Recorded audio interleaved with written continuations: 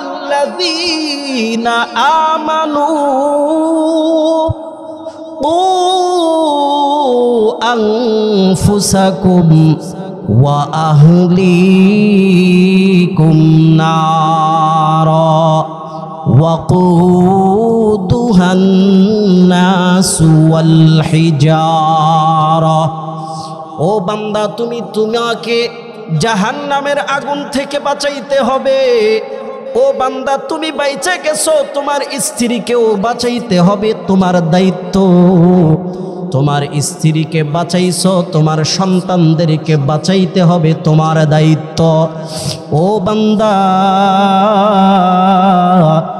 যদি জাহান্নাম থেকে তোমাকে বাঁচাইতে না পারো, সৃষ্টিকুলের মাঝে শ্রেষ্ঠ হইয়াও আমি আল্লাহর কাছে সবচাইতে নগণ্য। উলাইকা কাল আনআমি বাল হুম আযাল ওয়া উলাইকা হুমুল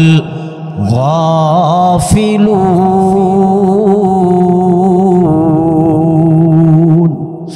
ও বান্দা, তোমাকে আমি খুব সুন্দর করে বানাইছি।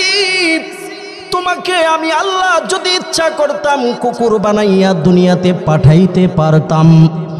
ও বান্দা, আমি আল্লাহ যদি ইচ্ছা করতাম মানুষ না বানাইয়া তোমাকে হাইওয়ান জানোয়ার বানাইয়া দুনিয়াতে পাঠাইতে পারতাম।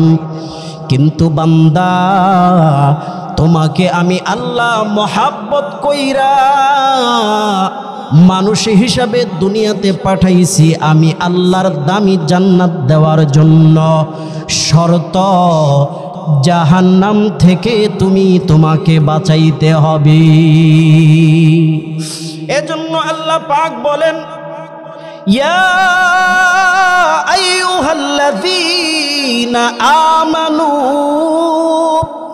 কু আনফুসাকুম ওয়া আহলিকুম নারা। ও বান্দা, তোমাকে জাহান্নামের আগুন থেকে বাঁচাও। জাহান্নামের আগুন খুব ভয়ঙ্কর। দুনিয়ার আগুন দিয়া তো আমরা উপকৃত হই। আমরা ভাত খাইতে হইলে ভাত পাকাইতে হয়, আর ভাত পাকাইতে গেলে আগুনের প্রয়োজন হয়। কথা বলেন ঠিক কিনা? চা খাইতে গেলে আগুনের প্রয়োজন হয়, ঠান্ডা পানি গরম করতে গেলে আগুনের প্রয়োজন হয়। শীতের দিন বেশি শীত চলে আসলে কোনো কিছু জমা কইরা আগুন লাগায় দিলে সেই আগুনের চারপাশে বৈশা বৈশা আমরা আগুনের তাপ নেই, যেন শীত থেকে কিছুটা রেহাই পাই। কথা বলেন ঠিক কিনা? এমনকি মানুষ যে এটা খায়, কি খায়? বিড়ি সিগারেট, সেটা খাইতে গেলেও আগুনের প্রয়োজন হয়। কথা ঠিক কিনা? ও বান্দা, তুমি চিন্তা করলা না? চিন্তা করলা না? যেই আগুন দিয়ে আমি সিগারেট ধরাইতেছি, যেই আগুন দিয়ে আমি বিড়ি ধরাইতেছি, এই আগুন দিয়ে তো আমাকে জাহান্নামের মাঝে আল্লাহ পোড়াইবে। যদি আমাকে জাহান্নামের আগুন থেকে না বাঁচাইতে পারি, ও বান্দা, এই সিগারেট আর বিড়ি খাইলে তো সেই জাহান্নামের আগুনে গিয়া পড়তে হবে। বুঝাইছি? কারণ এই জাহান্নামের চিন্তা তো নাই আমার আপনার, এই জন্য এই চিন্তাই করি না। এই যে গতকালকে দুনিয়ার আগুন, সাধারণ আগুন, দুনিয়ার মাঝে যে আগুন আল্লাহ দান করেছে, আপনার পুড়ে একেবারে পুরা বাজার ছাই হয়ে গেছে। পাইছেন খবর? পুড়ে ছাই হয়ে গেছে। কিছুদিন আগেও তো একেবারে সব কিছু পুড়ে ছাই করে দিচ্ছে।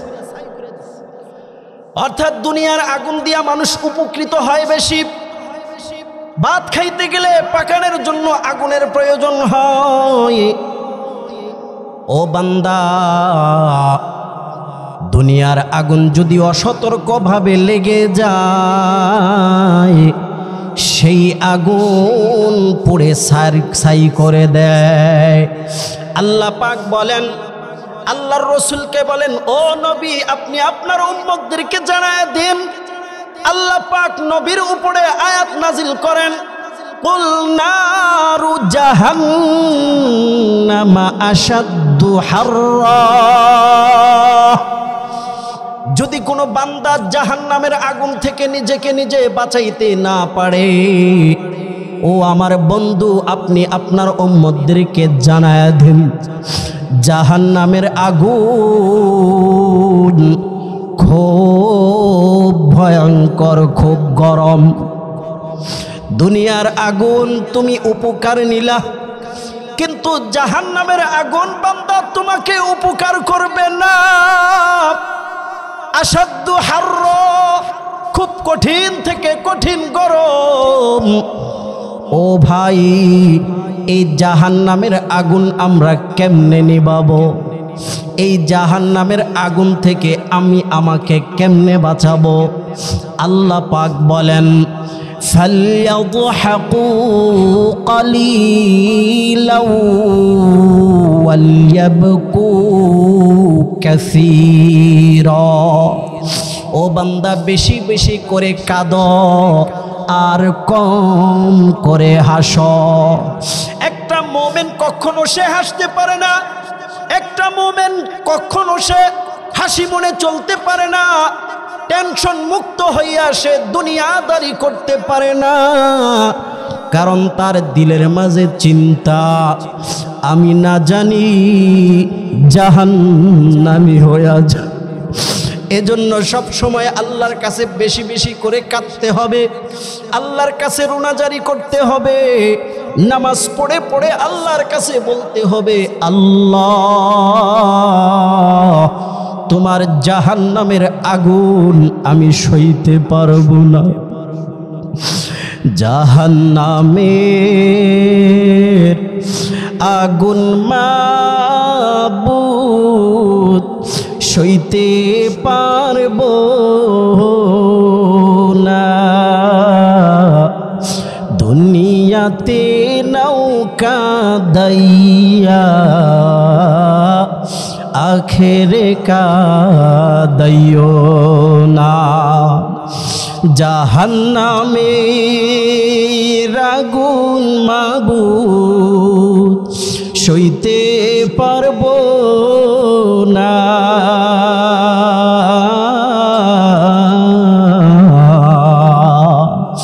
দুনিয়াতে নৌকা দাইয়া আখেরে কাদাইও না।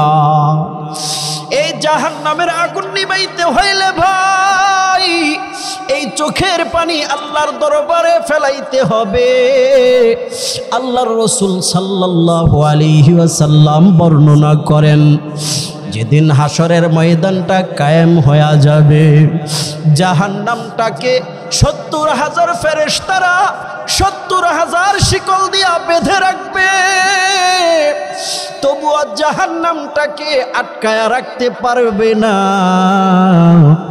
এই জাহান্নামটা শুধু আগাইতেই থাকবে, আগাইতেই থাকবে। এমন একটা ভয়ঙ্কর পরিস্থিতি, সূর্যটা বান্দার আধাত উপরে চলে আসবে, মাথার আধাত উপরে সূর্য, আর নিচের জমিনটা হয়ে যাবে তামার।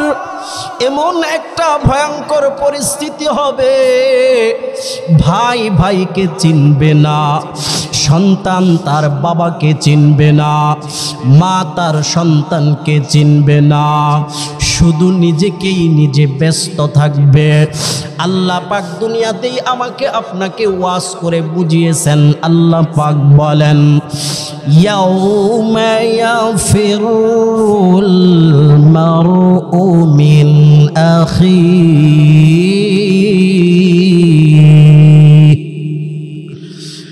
ইয়াউমা ইয়াফিরুল মারউ মিন আখিহি ওয়া উম্মিহি ওয়া আবিহি।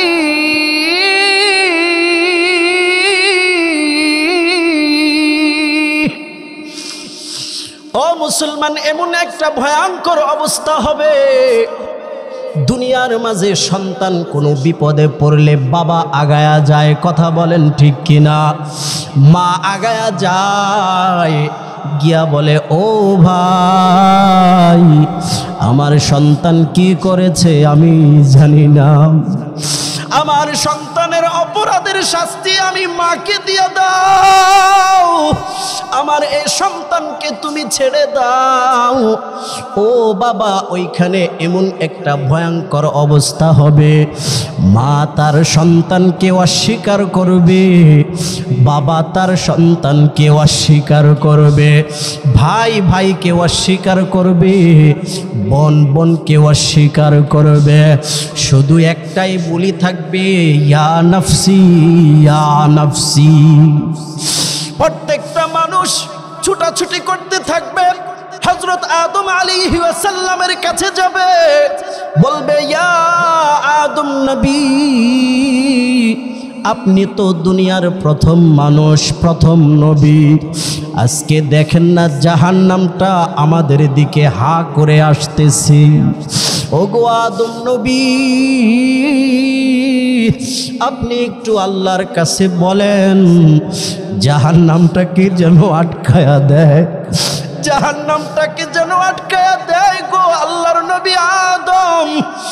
আদম নবী বলবে ও উম্মতেরা রে, আজকে আমি আদম নবীর সাহস নাই আল্লাহর সাথে কথা বলা, যাও তোমরা অন্য নবীর কাছে যাও।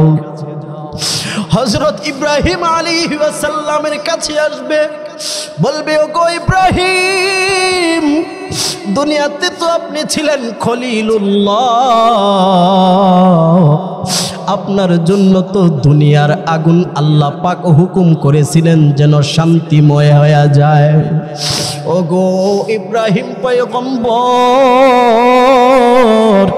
আপনি আমাদের জন্য আজকে একটু সুপারিশ করেন। হযরত ইব্রাহিম আলাইহিস সালাম বলবেন উম্মতেরা রে, আমি আজকে আল্লাহর সাথে কথা বলার সাহস রাখি না, যাও তোমরা অন্য নবীর কাছে যাও। হযরত মুসা পয়গম্বরের নিকট আসবে, বলবে ওগো মুসা পয়গম্বর, দুনিয়াতে তো আপনি ছিলেন কালিমুল্লাহ, আপনি আল্লাহর সাথে দুনিয়ায় থাকাকালীন কথা বলেছিলেন সেই তুর পাহাড়ে গিয়া। আল্লাহ যদি আপনারে একটা কথা বলতেন, আপনি আরো বাড়িয়ে বাড়িয়ে কথা বলতেন। আজকে এই ভয়ঙ্কর অবস্থায় আপনি ছাড়া আর কেউ কথা বলতে পারবে না। ও পয়গম্বর মূসা, আমাদের এই ভয়ঙ্কর পরিস্থিতি থেকে আপনি একটু বাঁচান। পয়গম্বর হযরত মূসা বলবে দুনিয়াতে আমি ছিলাম কালিমুল্লাহ ঠিক, কিন্তু এটা দুনিয়ার না উম্মত, এটা দুনিয়া না, এটা হাসরের ময়দান। আল্লাহর সাথে কথা বলার সাহস আজকে আমি মূসার নাই, যাও তোমরা অন্য নবীর কাছে যাও। প্রত্যেক নবী একই কথা বলবেন, আমি নবীর সাহস নাই, তোমরা অন্য নবীর কাছে যাও। শেষ পর্যন্ত আমাদের শেষ নবী, বিশ্ব নবী, আখিরি নবী, সরকারে দু আলম নবী মুহাম্মদুর রাসূলুল্লাহ সাল্লাল্লাহু আলাইহি ওয়াসাল্লাম সিজদায় পড়ে বলবেন রব্বি হাবলি উম্মতি, রব্বি হাবলি উম্মতি, রব্বি হাবলি উম্মতি, রব্বি হাবলি উম্মতি।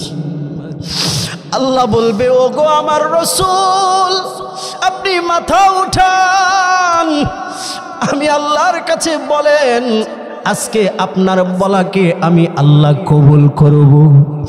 আমার আপনার পয়গম্বর জনাবে মুহাম্মদুর রাসূলুল্লাহ সাল্লাল্লাহু আলাইহি ওয়াসাল্লাম বলবেন আল্লাহ আমার উম্মতরা জাহান্নামের ভয়ে ছুটাছুটি করতেছে। কোনো সময় আদম নবীর কাছে যাচ্ছে, আবার কোনো সময় ইব্রাহিম নবীর কাছে যাচ্ছে, আবার কোনো সময় মুসা নবীর কাছে যাচ্ছে। তোমার জাহান্নামটাকে তুমি ফিরাও, তোমার জাহান্নামটাকে তুমি আটকাও। ওগো আল্লাহ, এই জাহান্নাম থেকে আমার উম্মতকে তুমি রক্ষা দাও। আল্লাহ বলবেন, ওগো পয়গম্বর, এই যে কিছু পানি দিলাম, এই পানিটা সেই জাহান্নামের দিকে মেরে দেন। আল্লাহর নবী আল্লাহর কাছ থেকে পাওয়া পানি যখন জাহান্নামের দিকে মেরে দিবেন, জাহান্নামটা পিছনে যাইতে থাকবে। ও বাবা, যখন জাহান্নামটা পিছনে যাইবে, নবীগণ আল্লাহর কাছে প্রশ্ন করবেন, ওগো আল্লাহ, যেই জাহান্নামটাকে 70,000 ফেরেশতা 70,000 শিকল দিয়া বেঁধেও আটকাইতে পারলো না, এমন কি পানি তুমি হাবিবুল্লাহ আল্লাহর রসুল জনাবে মুহাম্মদুর রাসূলুল্লাহকে দিলা, উনি দেওয়া মাত্রই জাহান্নামটা পিছনে যাচ্ছে। এটা কি জমজমের পানি না কাউসারের পানি? আল্লাহ বলবে, না রে উম্মত, না রে নবীগণ, না না, এটা এমন একটা পানি, এটা হাউজে কাউসারের পানিও না, এটা জমজমের পানিও না। দুনিয়ায় থাকাকালীন কিছু বান্দা আমার বৈশা বৈশা মাহফিলে গিয়া, মসজিদে গিয়া, তাহাজ্জুদের সময় নামাজ পড়িয়া আমি রব্বে কারিমের কাছে বলছিল, আল্লাহ, জাহান্নামের আগুন থেকে বাঁচাও। ও নবীগণ, আমার এ বান্দাগুলা চোখের পানি ফেলাইছে আর বলেছে, আমি যেন এ জাহান্নাম থেকে তাদেরকে বাঁচাই। আমি আল্লাহ ওই বান্দাদের চোখের পানি জমিনে পড়তে দেই নাই, ওই পানিগুলা নষ্ট হইতে দেই নাই। আমি আল্লাহ এই পানিগুলা সংরক্ষণ করে রেখেছি। আজকেই সেই কান্নাওয়ালা বান্দাদের চোখের পানি আমি আমার হাবিবকে দিয়েছি। সুবহানাল্লাহ। তাহলে বাবা, এই জাহান্নাম থেকে বাঁচার জন্য চোখের পানি ফালাইবার দরকার আছে না নাই? কথা বলেন। এজন্য আল্লাহ পাক বলেন, ফালইয়াদহাকু কালিলাও ওয়ালইয়াবকু কাসীরা। বান্দা বেশি বেশি করে কাঁদো আর কম কম করে হাসো। ও বাবা, যারা দুনিয়ায় থেকে জান্নাতের সার্টিফিকেট পেয়েছেন, জান্নাতের সুসংবাদ পেয়েছেন নবীর জবানে এবং নিজের কানেও শুনেছেন, তাদের জীবন ইতিহাস তালাশ করে দেখেন, শুধু কান্না আর কান্না। হযরত আবু বকর রাদিয়াল্লাহু তাআলা আনহু এমন এক নবীর সাহাবী, জিনার জীবন শুধু কান্না আর কান্না। উনি এমন একজন নবীর সাহাবী ছিলেন, নিজের জীবন আল্লাহর নবীর জন্য বিসর্গ করেছে, নিজের জীবনটাই আল্লাহর নবীর জন্য দিতে সে পরোয়া করে নাই। যখন আল্লাহর হুকুমে আল্লাহর রাসূল সাল্লাল্লাহু আলাইহি ওয়াসাল্লাম হিজরতে যাবেন, পথে মধ্যে আল্লাহর হুকুমে পাহাড়ে আশ্রয় নিতে হবে। হযরতে আবু বকর সিদ্দিক রাদিয়াল্লাহু তাআলা আনহু বললেন, ইয়া রাসূলুল্লাহ, ইয়া হাবিবাল্লাহ, আমি আবু বকর থাকতে আপনি কেন বাইয়া বাইয়া, কেন আপনি পা ফেলাইয়া ফেলাইয়া পাহাড়ে উঠবেন? আমি আল্লাহর কাছে কি জবাব দিব? যদি আল্লাহ আমাকে ধরে যদি আল্লাহ আমাকে প্রশ্ন করে, ও আবু বকর, হিজরতের সময় তোমাকে আমি নবীর সাহাবী, তোমাকে সাথী বানাইছিলাম, তুমি থাকতে আমার রসুল কেন পাহাড়ে উঠলো, আর উঠার সময় আমার রসুলের কষ্ট কেন হইল, তুমি জবাব দাও। আবু বকর বলে, আল্লাহর রসুল, আমি জবাব দিতে পারবো না, আমি আপনার